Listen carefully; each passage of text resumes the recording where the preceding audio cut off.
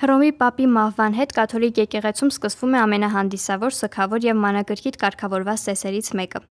Հովվապետի մահվան պաշտոնական հաստատումը Կամերլենգոյի պապական պալատի կառավարչի պարտականությունն է։ Նա Վատիկանի ադմինիստրատորի պարտականությունները կատարում է պապի մահվանից մինչև նորի ընտրությունը։ Համաձայն ավանդույթի Կամերլենգոն մոտենում է պապի մարմնին եւ 3 անգամ կանչում է նրա մկրտության ժամանակ տրված անունը։ Եթե պատասխան չի լինում, պապը պաշտոնապես հայտարարվում է մահացած։ Հաջորդ խորհրդանշական արարողությունը ձկնորսի մատանու պապական իշխանական խորհրդանշի ոչնչացումն է։ Կամերլենգոն հանում է մատանին եւ կարդինալների ներկայությամբ այն կիսում է երկու մասի։ Սա ոչ միայն կանխում է փաստաթղթերի հնարավոր կեղծումը, այլև խորհրդանշում է պապի կառավարման ավարտը։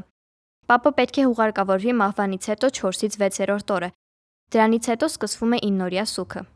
Ֆրանցիսկոսը պատվիրել է խուսափել շքեղարարողությունից։ Նա հրաժարվել է մարմինը Սուրբ Պետրոսի տաճարում հանրային դիտման համար դնելու ավանդույթից։ Վերջին 1 տարի ընթացքում Ֆրանցիսկոսը կլինի առաջին պապը, որը կհուղարկավորվի Վատիկանից դուրս։ Նա կհանգչի Հռոմի 4 գլխավոր տաճարներից մեկում՝ Սանտա Մարիա Մաջորեում։ Պապի մահվից 15 օր հետո սկսվում է կոնկլավը, փակ նիստ, որի ժամանակ կարդինալների կոլեգիան ընտրում է կաթոլիկ եկեղեցու հաջորդ ղեկավարին։ Արտաքին միջամտությունը կանխելու համար էքստրա օմնե բոլորը դուրս բառերից հետո բոլոր ձայնի իրավունք ունեցող մինչև 80 տարեկան կարդինալները փակվում են Սիքստինյան կապելայում։ Ընտրությունները շարունակում են ամեն օր, մինչև թեկնածուներից մեկը կստանա ձայների 2/3-ը։ Եթե 30 քվեարկությունից հետո վճռական արդյունք չի լինում, թեկնածուն ընտրվում է պարզ մեծամասնությամբ։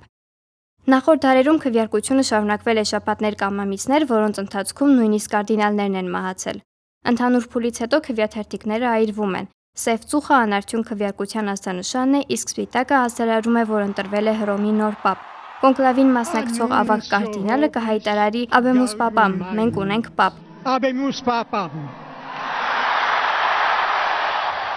Այնուհետև կներկայացնի նոր պապին իր ընտրած պապական անունով։ Qui sibi nomen imposuit Franciscum։ Աննա Հարությունյան, Renews Armenia։